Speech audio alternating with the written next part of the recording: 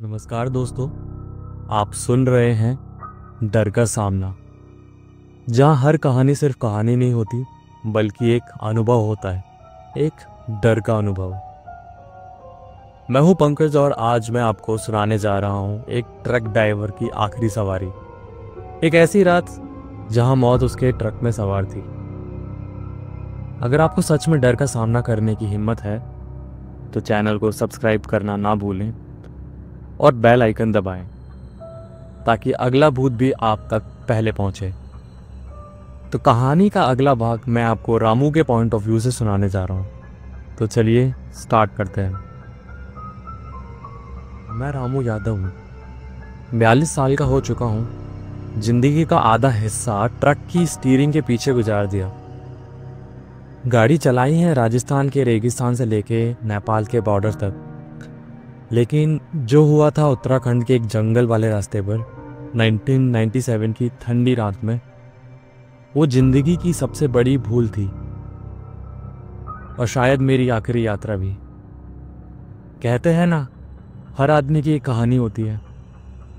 मेरी कहानी मौत से मुलाकात की कहानी है। उस दिन मैं हरिद्वार के एक पुराने ट्रक डेपो में था। एक आदमी ने मुझे बुलाया, बोला, रामू भाई एक लास्ट डिलीवरी है, कल सुबह सीख का माल अपलोड होना है, रात भर गाड़ी चला लोगे? मैं बोला, अरे भाई आखिरी डिलीवरी है इस महीने की, पैसा टाइम पे मिल जाए बस, फिर चाहे ट्रक चाहे भूत ले जा। हम दोनों हंसी मार के हंस दिए। कौन जानता था इस लाइन का मतलब सच हो जाएगा। मैं हरिद्वार से निकला। रूट था देवप्रयाग के जंगल के रास्ते से।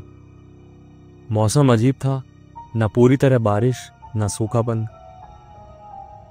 रेडियो चालू किया लेकिन आवाजों में बहुत ज्यादा ही डिस्टरबेंस थी। रेडियो बार बार रुक रुक के एक ही चीज बोल रहा था, अगर आप देवप्रयाग के रास्ते से जा रहे हैं तो सावधान रहें। मैं थोड़ा हैरान हुआ, दोबारा ट्राई किया। स्टेशन बदलने पर भी वही आवाज और फिर एकदम से शांति। रास्ता और भी सुनसान हो चला था। जंगल दोनों तरफ घना हो चुका था।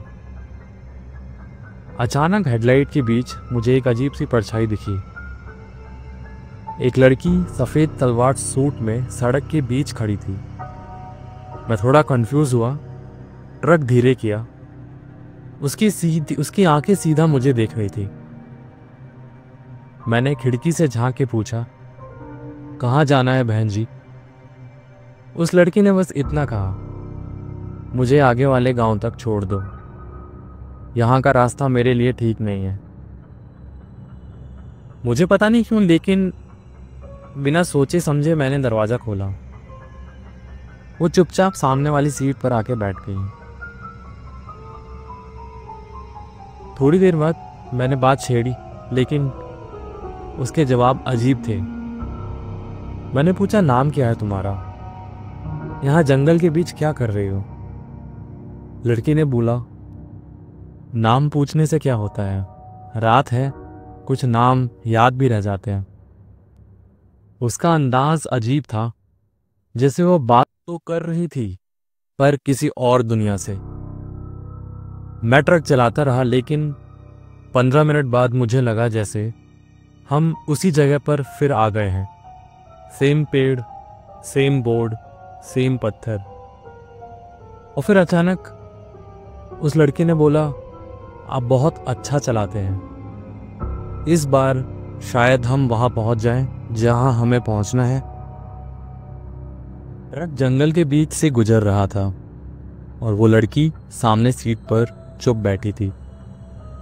अजीब सी ठंड ट्रक के अंदर घुस रही थी, लेकिन एसी तो बंद था। मैंने ग्लास ऊपर किया, लेकिन उसका चेहरा देख के मेरी रुक गई। उसका चेहरा एकदम एक्सप्रेशनलेस था, आंखें सीधा सामने, जैसे किसी और दुनिया को देख रही हो। 10 बजने के बाद 15 मिनट और चले, पर एक अजीब बात नोटिस की। फिर से वही पेड़, वही कचरा का येलो पैकेट सड़क के कोने पर, वही खंडर वाला बोर्ड, श्री देवलोक धर्मशाला 4 किलोमीटर। ये तो अभी 10 मिनट पहले देखा था, कैसे हो सकता है?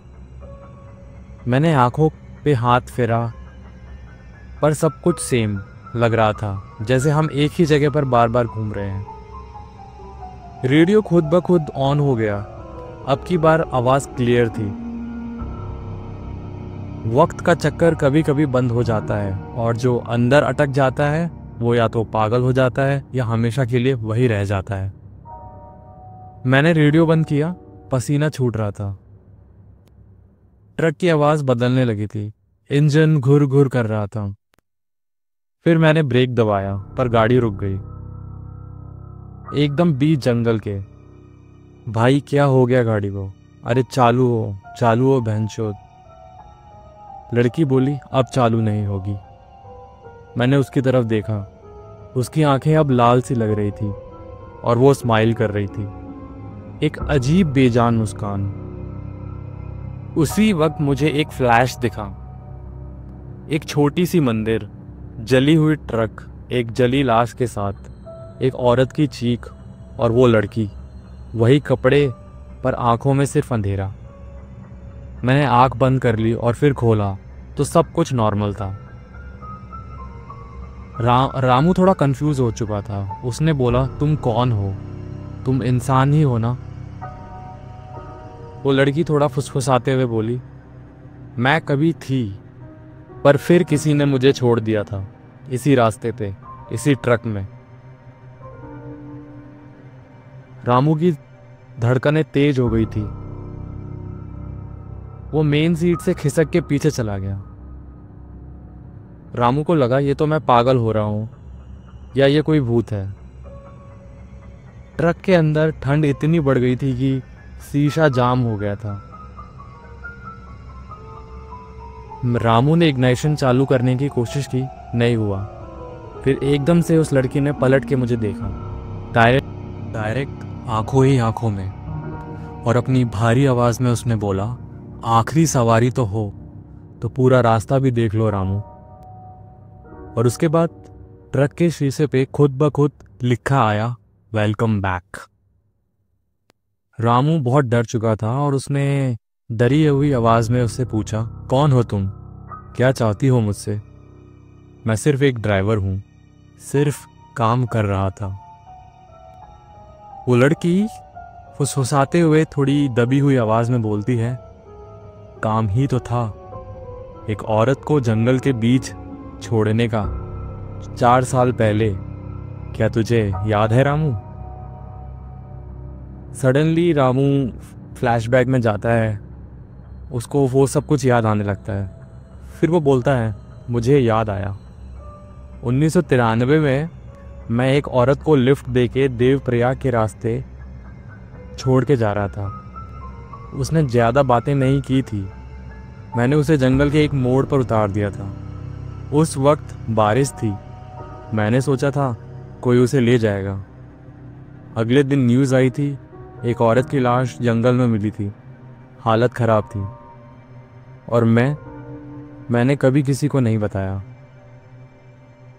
रामू बहुत टूटे हुए दिल से ये सब बोल रहा था, और उसने फिर से बोला, क्या वो तुम थी?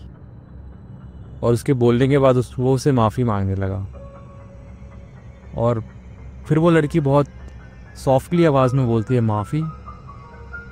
माफ़ी से मौत नहीं रुकती रामू। फिर अचानक ट्रक के दरवाजे लॉक हो जाते हैं, लाइट्स बंद हो जाती है, और सिर्फ एक चीज़ सुनाई दी, और उसके बाद सब कुछ ब्लैकआउट हो गया। रामू की आखिरी सवारी अब अपने सबसे खतरनाक मोड़ पर आ गई थी। ट्रक का इंजन बंद हो चुका था, अंधेरा हर तरफ हो चुका था, और वो लड़की अब वो कोई इंसान नहीं थी, वो कुछ और थी, एक पुराना भूत, एक भूल हुई मौत। रामू बहुत दबी हुई आवाज में बोलता है, मुझे नहीं पता था कि मैंने किसी मौत का रास्ता दिखाया था उस औरत को, जो शायद किसी और दुनिया से थी। अचानक रामू डर के कांप उठता है। हर चीज बिल्कुल शांत हो जाती है, लेकिन वो लड़की अब कहाँ गायब हो गई थी किसी को नहीं पता। अचानक रामू को लगा सब कुछ ठीक हो गया। ट्रक का डोर भी अब खुला था और गाड़ी की लाइट्स भी वापस आ गई थी। पर तभी उस लड़की की आवाज़ सुनाई दी, बहुत ही अचानक, बहुत ही तेज़ आवाज़ से। वो लड़की बोल रही थी, अगर अपनी भूल समझ लेते तो शायद मुझे ये सब नहीं करना पड़ता। ये कहानी अभी भी ख़त्म नहीं हुई है रामू। तभी अचानक रामू को रियलाइज़ होता है और वो पीछे मुड़ के देखता है, पर वहाँ कोई नहीं था, सिर्फ हवा थी। फिर रामू समझ जाता है कि वो लड़की किस चीज़ का हिस्सा थी। रामू बहुत काफ़ी पहले किसी औरत को जंगल के रास्ते उतारा था 1993 में, लेकिन क्या उसकी मौत सच में एक्सीडेंट थी या कोई और कांड? वो लड़की जो मैंने उस वक्त छोड़ा था, क्या वो सच में वही थी? उस वक्त वो लड़की मेरे लिए बस एक और पैसेंजर थी। उसकी आंखों में कुछ अजीब था, मगर मैंने कभी ज़्यादा सोचा नहीं। पर अब सब कुछ क्लियर हो गया था। वो लड़की कौन थी, किसके साथ थी और क्यों रात के इस रास्ते पे छोड़ी गई थी। सडनली एक और फ्लैशबैक आता है जिसमें रामू ट्रक के व्हील के पास खड़ा है और एक शैडो उसके सामने आती है। फिर रामू को समझ में आने लगता है कि वो लड़की नहीं थी, सिर्फ एक घोस्ट थी, एक औरत जो हर 4 साल में किसी ड्राइवर को अपनी मौत का शिकार बना देती है, और हर बार एक ट्रक ड्राइवर, एक मासूम, वही उसका टारगेट होता था।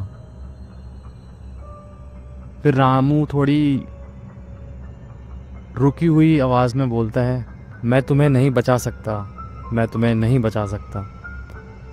जब तक रामू कुछ समझ पाता तब तक उस लड़की ने एक लास्ट स्माइल दिया और रामू को ऐसे महसूस हुआ जैसे वो मेरे अंदर घुस गई हो, और फिर से दोबारा सब कुछ ब्लैकआउट हो जाता है।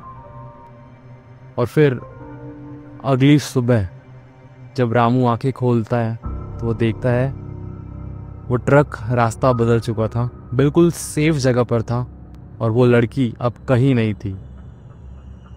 रामू सोचता है कि क्या मैं बच गया? उसे लगा सब कुछ बस एक भूल थी, एक नाइटमेयर था जो शायद सिर्फ उसके लिए बना था। लेकिन वो लड़की कौन थी? क्या उसका हाथ किसी और ड्राइवर के साथ था या मेरे साथ हो चुका था? तो ये थी हमारी आज की स्टोरी। तो इस स्टोरी में क्या रामू बच गया था? क्या वो लड़की जो हर ड्राइवर को अपना शिकार बना लेती थी, वो अब भी वहाँ कहीं छुपी थी? ये कहानी अब ख़त्म नहीं हुई है, इसके ख़त्म होने का वक्त अभी भी आने वाला है। तो दोस्तों, ये थी आज की कहानी डर का सामना पर। अगले हफ्ते फिर मिलेंगे कुछ और नए स्टोरीज़ के साथ जो आपके दिल को रुला देगी। अगर आपको ये कहानी पसंद आई हो तो चैनल को सब्सक्राइब ज़रूर करें और इस दुनिया के डर को समझने के लिए बेल आइकन को ज़रूर दबाएं। धन्यवाद।